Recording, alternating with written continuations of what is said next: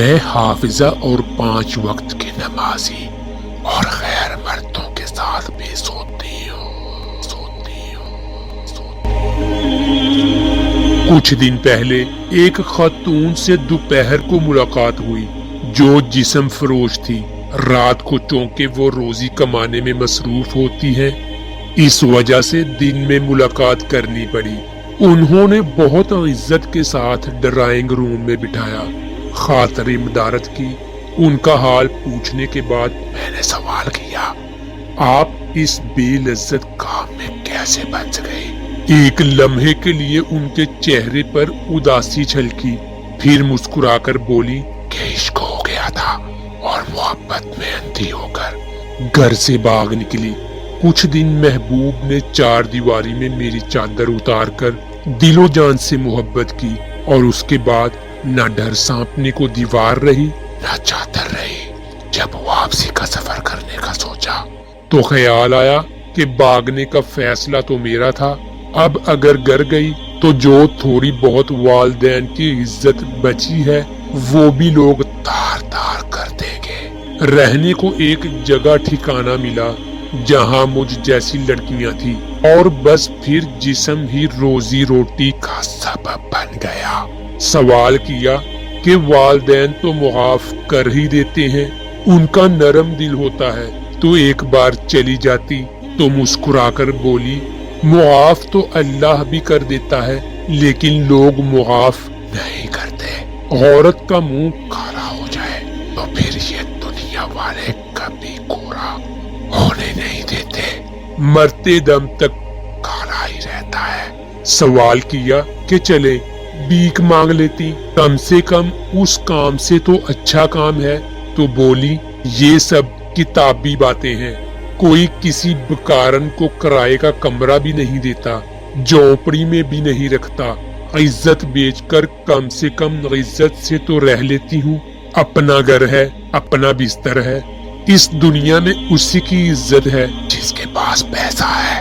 یہ دنیا تو منافق لوگوں سے بری پڑی ہے جو نیکی کا درس دیتے ہیں اور اندر سے شیطان ہے۔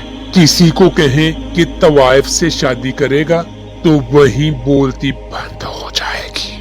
سوال کیا کہ محبت کیا ہے، تو کچھ لمحے خاموش رہنے کے بعد بولی کہ محبت بھی ایک دھندا ہے، مرد اپنی رقم انویسٹ کرتا ہے اور پھر محبوبہ کے جسم سے کھیل کر سود سمیت واپس لیتا ہے۔ اب وہ عورت اپنے محبوب کے رحم و کرم پر ہوتی ہے، مرضی ہے شادی کر لے اور مرضی ہے چھوڑ دے۔ جو لوگ سچ میں محبت کرتے ہیں وہ نکاح کا راستہ اختیار کرتے ہیں۔ سوال کیا کہ گناہ کرتے ہوئے تکلیف نہیں ہوتی، تو بولی کہ جب انسان گندگی کے ڈھیر میں رہنے لگ جائے تو پھر اسے بدبو کا احساس نہیں ہوتا، بلکہ خوشبو اس کے لیے زہر بن جاتی ہے۔ بس اپنا بھی معاملہ ایسے ہی ہے۔